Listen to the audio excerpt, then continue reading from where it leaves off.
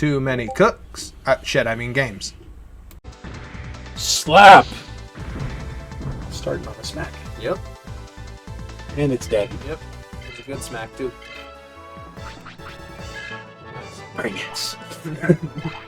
Digimon just ready to beat the shit out of everything. Yeah. I'm gonna say 5 more levels on next Digimon, we get Stingmon. We only have to get Stingmon to level 5. Fair enough. Before Digimon gets to 20, and then we can unlock our ultimate. Fair. Yeah. Like, that's probably a better goal, to at least get Eldramon, like, at least get his ultimate. Okay. But I don't know what level that would be. 20. 20? Yeah. For Vmon. Yeah. Which we just reached 12. So it's only 8 levels. We've been kind of speeding through them, to be fair. But they're only going to get longer from here. I know. As is the fun of grinding. Yes. Yeah. You could always move to the 3rd area and see how he does there. He won't. No? Not even the mountain? Not yet. Maybe the... I'm not sure. Put it that way. Fair. So I was thinking we just fucking pop up there where we got the crest. Yeah, we could probably... we could probably go for a Tuscan, yeah. I said, with the potency you've been slapping with, there's a chance. Yeah, there is a chance, yeah. But that is up to you if you feel like the change of scenery. Yeah. Surprised you haven't taken a break to hunt down Cardmon. I thought about it, but... Don't need any more boosters right now? Not any that are offered here. New area, new Cardmon. Yeah, we definitely should hunt him more in West. But honestly... That's what I mean, though. New area, new Cardmon spawn point for new packs. Yeah. Right now, I'm probably going to hold off on the Cardmon until we get to the Amaterasu server. Okay. And that Wind Valley, or Wind Prairie. And is it the same map with a different server? Different texture. Okay. Yeah. Yeah, it's the dark. Fair enough. Yes. Different mons, but same maps, same layout. Basically multiverse thing. You know? Fair enough. Yeah. We happen to land on the Asuka server. The AOA technically controls the Amaterasu server. So in reality, it's just the overflow server where they send all the cheaters, right? Honestly, you're not that wrong. Because like all of the boss, so like you remember when we fought like Pharaohmon and Master Tyrannomon? Well, we fought God. Yes. So in their places are dark versions of other megas. Okay. So like, I believe in Pharaohmon's place, it is Dark Seraphimon. Okay. Which is the dark version of Patamon's Mega. Is that Seraphim? The base of that word is Seraphim. Yes. So. Yes. Which is directly pointing to Angemon. Yes. Pretty much. If you know anything about actual biblical lore, if you know the hierarchy of angels at all. And that is actually one thing I really enjoyed with the newest anime that they did for Digimon.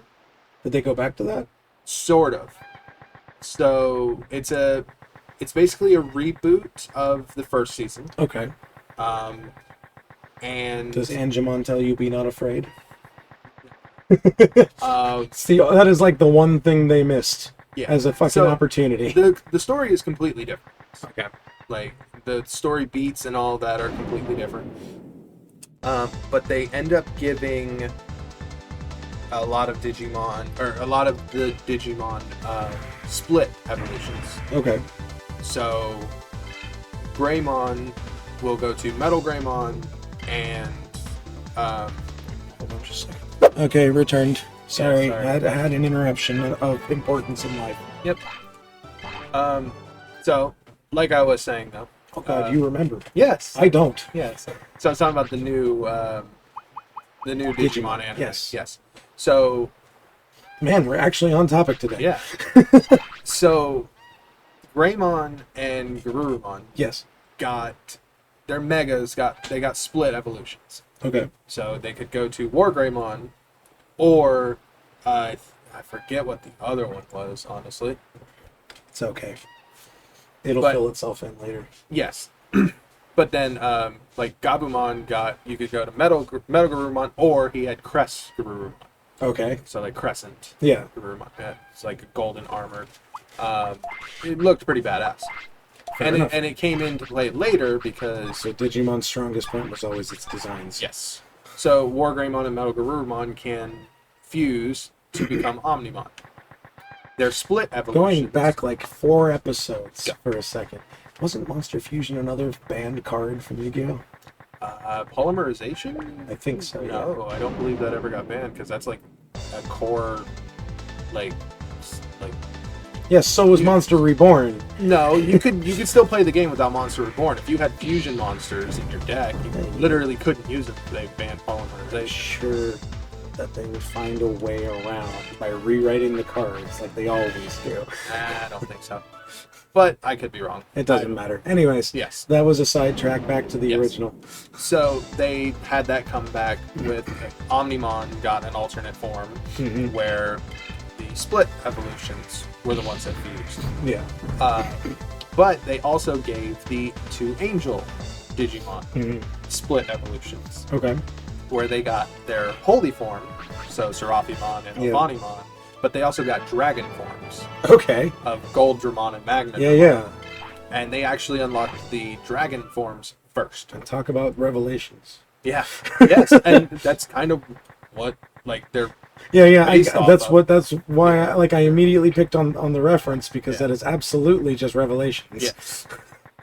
But yeah, they got their dragon forms, and I feel like that would be something fucking cool to experience in a game like this.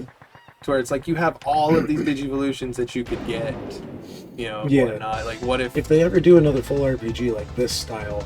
Yeah, that'd be cool to see them really branch out into that. So they kind of did with Digimon Story Cyber Sleuth. Is that more what it's focused like? More. Okay. I have looked nothing up because I know we eventually plan on tackling it. So I've left myself completely blind on purpose. Yeah. It's more along these lines. Spoilers for like a year or 2 from now. Probably. When we actually get around to playing a different Digimon game than this one. Yeah. This probably be one type of series that until we get bored of Digimon, we may not have Digimon on the channel. Right. But yeah, so it kind of follows that, where it has Digivolutions and you have 3 party members, and it's more along the lines of this. So fair enough. Probably why I have such a love for it. Actually, you have more than 3. You actually have 9 party members. At max. Stack it up.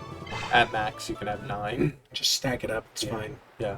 But they follow more kind of both. Like, they do some anime stuff and they do, like, the card game kind of stuff. So you can have, like, in one of the animes, they introduced burst forms. I forget which one it even was. I want to say Savers. I could be wrong. I wouldn't be able to answer that one. But they introduced burst modes that, basically a level beyond Mega, they can burst and, be that, blah, blah, blah. Yeah. Just kind of there. Yeah. But they incorporated those into Cyber Sleuth. Cool. You can unlock them.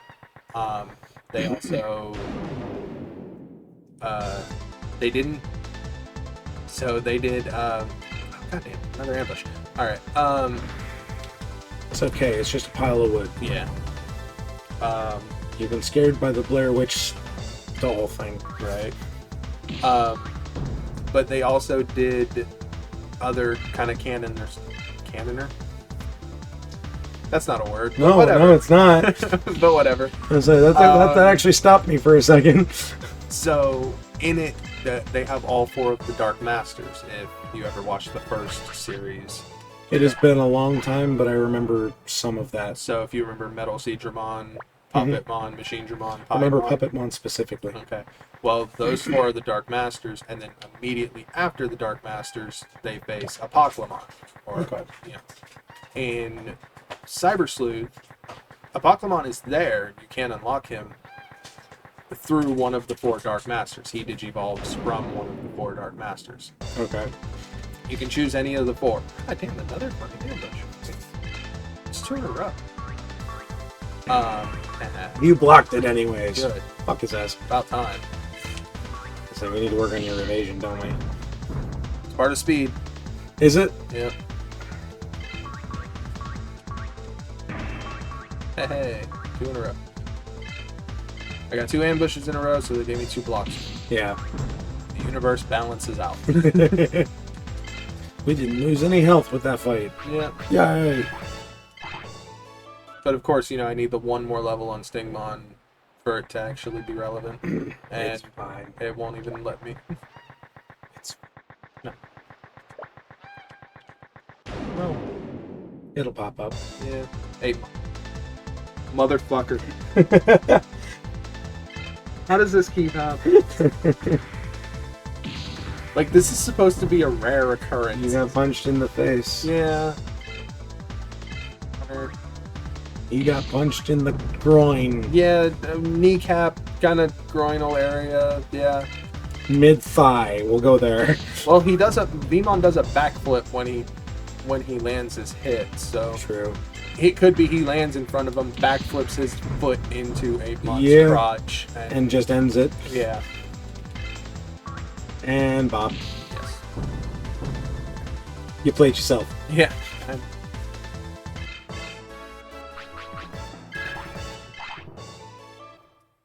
Can I get Stingmon, please? No. 2 more battle. Right? Yeah, it's gonna. It's like we needed the universe out of balance again. We had to ambush you again. Milking the ambush as much as they can because it knows it won't get the chance later. Hopefully. RNG is either very good or very bad for you today. God, fucking fly away. That only took forever. Stay down. Problem solved. Level 5. Nope. You've done gardening and gained zero things from it. You gain 0 levels in your gardening skill. You need to go Sounds chop like my down a RuneScape tree. account. That's a separate skill. I know. Wood cutting is different. I know. How about animal handling? I'm up to Mithril Axe on wood cutting. Yeah. I was gonna say, but how about animal? Animal handling, that's a barbarian trait. Yeah. I didn't roll a barbarian this time. No. Last class I played was... Actually, it was a fucking straight wizard. Yeah. Yeah. I can't really get into like the spellcasters. Casters can be real hit or miss, and it's the problem of the beginning levels being super fucking squishy. Yeah. If you... Dies 1d4 mocking. Yeah. No, it's rough with starting out as a wizard every time. It's a little better with Pathfinder than it is with D&D. Yeah. A little bit. Because there are no racial limitations in Pathfinder, so you can be an orc wizard. Oh, nice. Which gives you that extra fucking HP, because one of the orc traits you can gain is ferocity, which means that if you were to go down to 0, you would stay up at 1-1. Right. Which immediately gives you that 1 extra chance to get that game-winning hit off. True.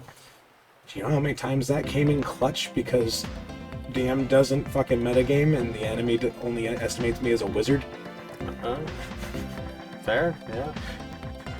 The JoJo meme of, oh, you're coming towards me, is me walking up to them with the dagger going, you have no idea that I can conduct my spell through said dagger and do a double strike with it for free.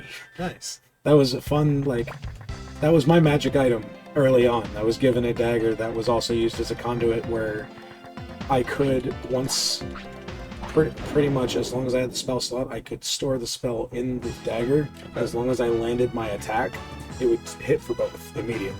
Okay. So I'd roll for damage, and I'd roll for damage again. But if I missed, it would spend the spell prematurely, and I would lose that spell slot. It was a good payoff. Yeah. But it was worth the risk, too. Gotcha. Because I rarely missed with that dagger. Because, again, I played an orc. Right. Using a dex weapon. Yeah, true. As a nimble character. Yeah. I may have been intelligence-based, but I did not neglect my other stats. Yeah. So in my current campaign, I joined late Okay. because my work schedule had didn't afford me to play with them, and then my work schedule changed. So it was all right, cool. I can join you guys now. So you were just you were the street urchin they found on the way. So no. So my introduction was actually really cool on my DM's part. My character is a tiefling rogue, archer build, and my backstory is assassin. Okay. Okay. So the party encounters this guy out in the wilds, whatever like that, and whilst fighting him, my DM had me roll. Okay. I rolled a 20. And so my introduction was from a tree, I loose an arrow, catching this guy right between the eyes, instantly killing him. And what's funny is one of my friends is playing a barbarian, and his intelligence is rather low. They had them roll to see if they understood what happened. Yeah. And he failed the roll. And so to this day, even though I'm part of the party and like a friend and now, to this day he just believes that a random arrow just came out of the darkness and killed this man. I mean, perfect plot. It was. But like plot wise, like he was my target for so it worked assassination. out perfectly. Yeah. And so I was there to collect on it, and it all worked out. Yeah. And I ended up stumbling across these bums and Sounds about right. joining them. Yeah. So the barbarian I'm playing currently, and the only 5e game I'm currently playing, is he was part of the Adventurers Guild just as a passive character. Okay. Before I joined the game, just as back lore, they've seen me around the Adventurers Guild. I'm just kind of odd jobman who just goes out on quests with random parties that need an extra layer of muscle. Okay. And that's how I got introduced to this party as well. But they get to actually get to know me because I decided to stick with this party. And now, we just had an encounter with a genie. And it was a good one. We helped resurrect a genie from being bound in some kind of magical prison. Okay. And as a reward, we each got one request. We had to beat a combat trial to prove our worthiness for such a fucking thing. Yeah. It's pretty much the wish spell for free. Right. Right. But we managed to clear all 4 major enemies because I summoned 4 separate elementals and said go. We managed to clear all 4 elementals as a group. And each of us got our wish. Nice. And we had solved the murder earlier in the campaign. Okay. And his will was up for debate in the courts currently. Because we initially had a rogue who had the forgery kit. So we had one made up, having it given to the Adventurers Guild. Okay. And hid the original will. Well, since then, said rogue has had to leave the campaign. Okay. Our monk is currently on the case to discover who forged the will. My wish was to become the legal benefactor of said will. Okay. I have opened a can of worms the likes of which I do not know yet, because we don't know this was a high-ranking politician and former adventurer. Right. That we had met once for a dinner party, and died at said dinner party. So now, I get to, whenever we get back to the main town, find out what exactly is waiting for me there. Oh, nice. As far as those accounts come due. I don't know what that man had going on in the background that I just inherited. Yeah. But because it fit my character's lore of having wanted to be a landowner the entire campaign. Yeah. Of wanting to reach for airs of sophistication whilst not knowing how to do so. Yeah. To the point where the dinner party, we all had to go to the merchant who sells finery to pick out outfits. Mine is a 2 sizes too small crushed velvet tuxedo of the red variety. Oh, okay. With a bow tie. Okay. Think Beetlejuice's wedding suit. Yeah. But high water on all angles. Because I'm a Goliath. Right.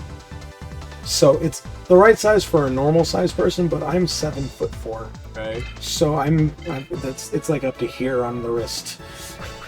So this is the next step for him in attaining the class status that he's looking for. Mm-hmm. Is I have now inherited from what is essentially my new magically rich uncle.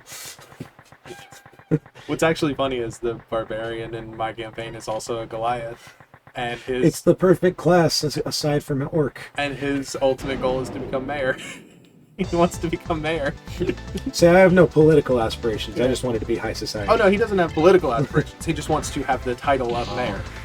He doesn't understand what the job entails. Mm-hmm. He just thinks mayor, important, me, done. Yeah, that's great.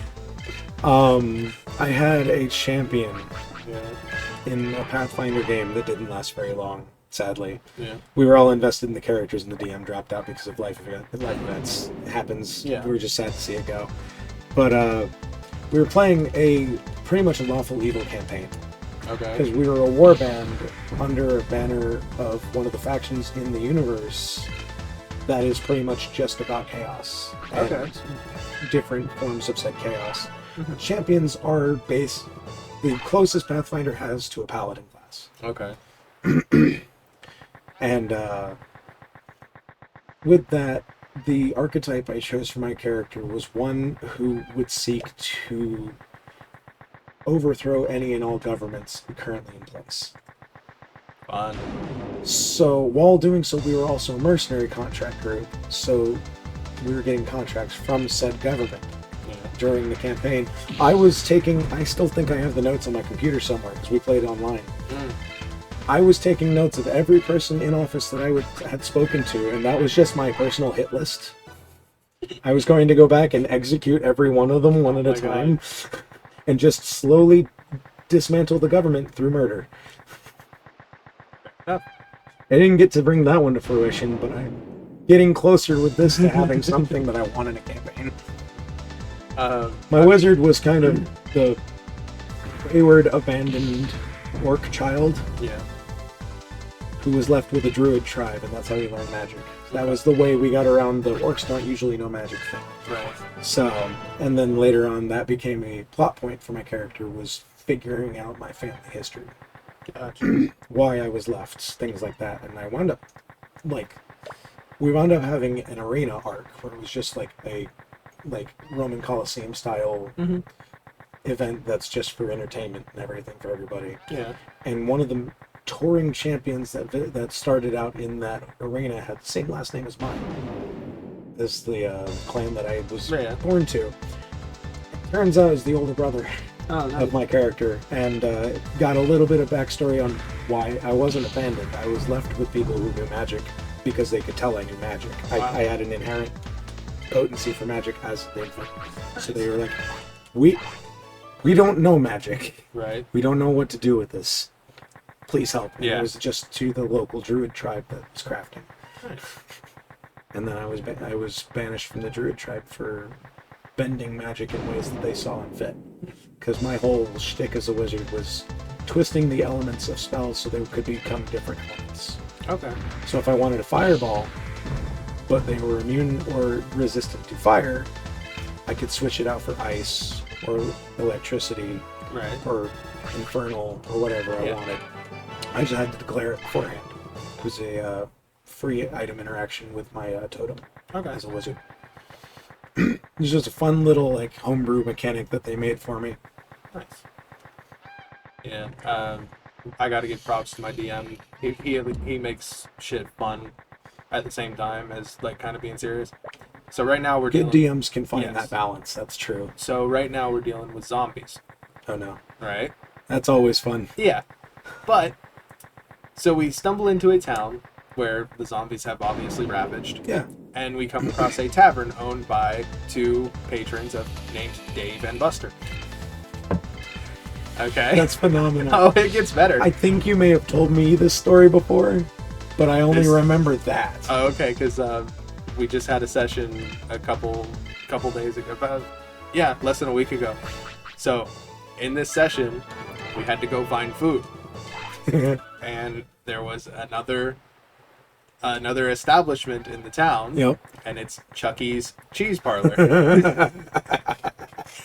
Fun little plays. Fun words. Oh, it's great, dude. It's amazing because then like he has taken names from everything. Trust me, that is how a lot of DMs have to do it. It's beautiful. I love it. I had once a character named Balls Guarana because of the energy drink. Yeah. Because we got to talking about the energy drink before I introduced the NPC, and they asked the name, and I hadn't given a name because he was just supposed to be a random shopkeeper. Right. I had not thought about a name for this character, but of course, with Dan being in the campaign, I'm going to get asked the name of the NPC so he can take appropriate notes. Of course. I respect the note taking. I don't respect the inquiry. Yeah. Right. So, I threw out the last thing we had talked about as a joke, and he went, "All right, it's recorded." Nice. And so that was the shopkeeper's name from then on, and he became a semi-central quest giver for the next 6 sessions. Right.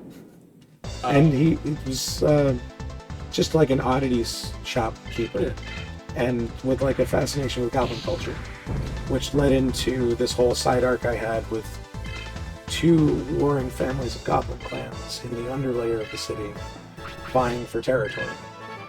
Okay.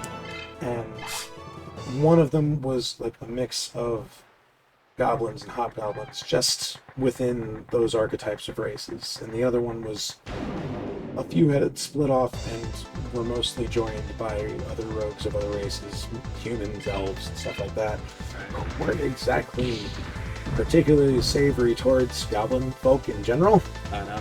So they kind of they said they went to join, but they just kind of disappeared, and it became an issue of clearing out said other group as best we could, while also relocating the small goblin clan that was doing no harm to somewhere else, and wound up party arranged for them to move in with said shopkeeper who was fascinated with their culture, as their rent would be helping around the shop and security with the hobgoblins.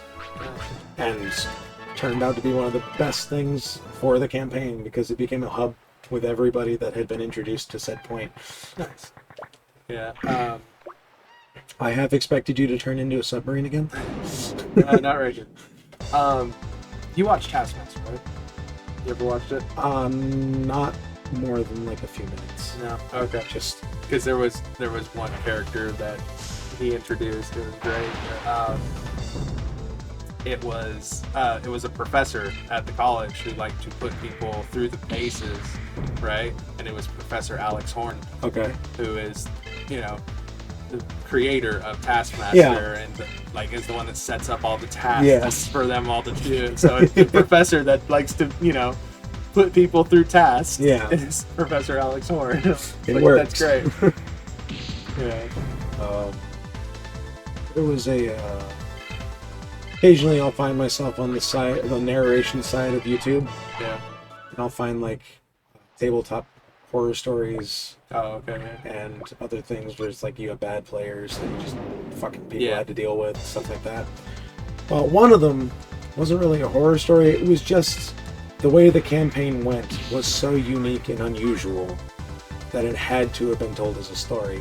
Okay. And it was a Call of Cthulhu campaign where one player character was responsible for another player's character death, not once, not twice, but 3 separate times in one session. Oh, God. Rolled 3 characters in one session and they all died. Oh, my God. And it was all within narrative perfection. It worked on a narrative level perfectly. Right. But that player had to take a little bit of a breather until he saw what was happening, because it was a bit of a pissing contest between player who happened to accidentally murder, because 2 of those were accidental murders. Gotcha. One of them was just he was in the way at the wrong time. But it was a pissing contest between that player and the DM a little bit. Not like a severe one, but it was one of those, that DM trying his hardest to put a stop to a player who's clearly just a little smarter than he was in the right way to get away with the shit he was doing. Gotcha. And it culminates in the most fucking fantastic, epic conclusion where both the infernal entity that was trying to be summoned and player A, who has been the bane of this DM, at the same time go out of mutually assured destruction and find each other in the void and just kind of have that mutual moment of respect. Right. And that's how the campaign ended. How nice. It's like, okay, I didn't expect that. Nice. All right, shall we call it here? Yes.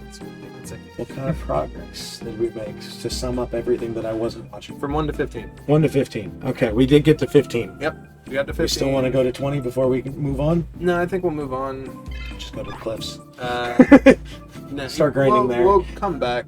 We might do some off-screen. Fair enough. Kind of catch up. We'll see about that. That's not a huge issue. Yeah, we'll see. Anyways, Yes. catch everyone next time. See you later. Have fun. Bye-bye.